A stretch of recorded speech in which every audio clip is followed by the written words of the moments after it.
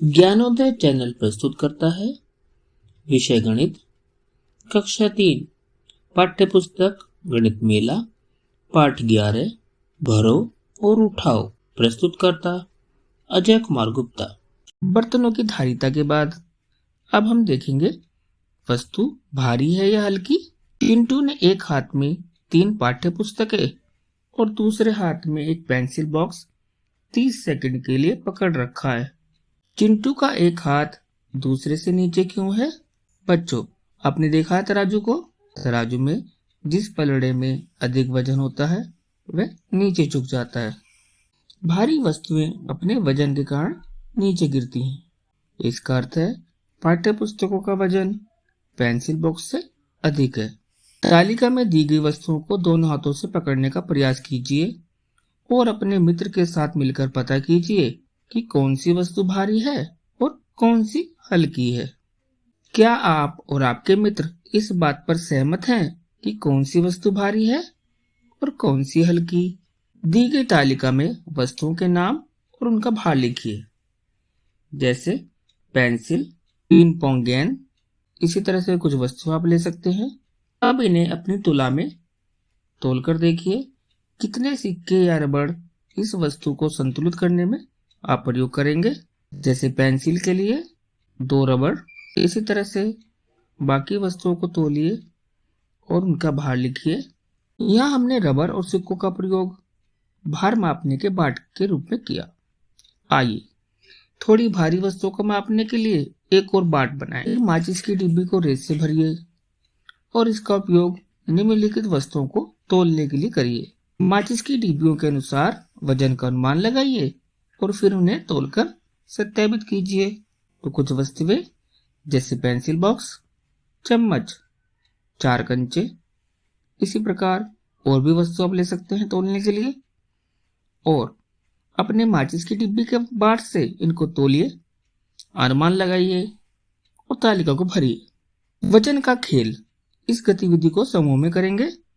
अपने समूह में से एक ऐसा बस्ता ढूंढिए जो आपके बस्ते से भारी हो और एक ऐसा जो आपके बस्ते से हल्का हो। चर्चा करें, आपका बस्ता भारी या हल्का क्यों है? हाँ, बिल्कुल सही। किसी के बस्ते में अधिक पुस्तकें होंगी तो किसी के में कम। यह देखने के लिए किताबों की संख्या गिनिए। बस्ते में किताबों की संख्या में कोई अंतर है या नहीं? क्या आप एक किताब को निकालकर लगभग समान वजन के 2 बस्ते बना सकते हैं? बिल्कुल सही, बना सकते हैं। बच्चों, 1 किलोग्राम कितना होता है? आपके घर पे अनेक वस्तुएं आती हैं जैसे चावल, चीनी, नमक, साबुन, जिन पर वजन लिखा होता है। अपने माता पिता की सहायता से अपने घर में ऐसी वस्तुएं ढूंढिए जिन पर 1 किलोग्राम लिखा हो। जैसे चावल का पैकेट, नमक का पैकेट, चीनी का पैकेट, दाल का पैकेट। यहाँ कुछ वस्तुएं दी गई हैं।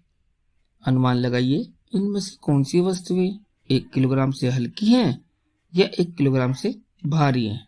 अनुमान लगाकर उपयुक्त बॉक्स में सही का निशान लगाइए।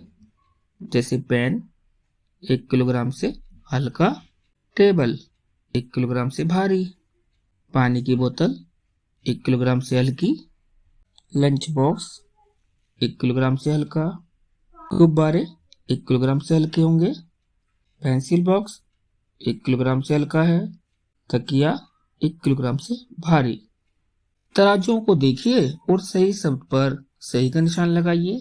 1 किलोग्राम नमक 2 दाल के पैकेट के बराबर है, तो प्रत्येक दाल के पैकेट का वजन कितना है?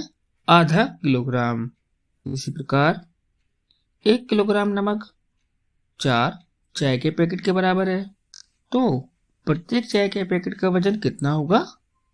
1/4 किलोग्राम। आइए पता लगाएं।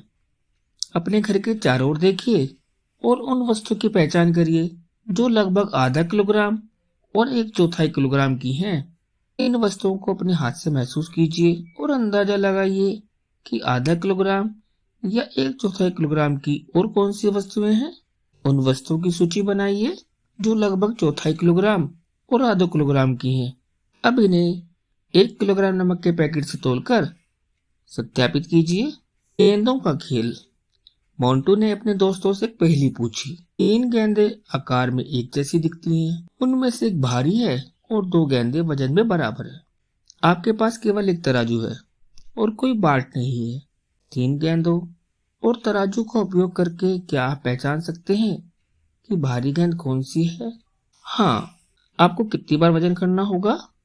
केवल एक बार। हम कोई भी 2 गेंदें एक बार में तोल कर देख लेंगे। यदि दोनों बराबर है तो इसका अर्थ है तीसरी गेंद भारी है, और यदि एक गेंद भारी एक हल्की है, इसका अर्थ है कि दूसरी गेंद हल्की वाली के बराबर होगी।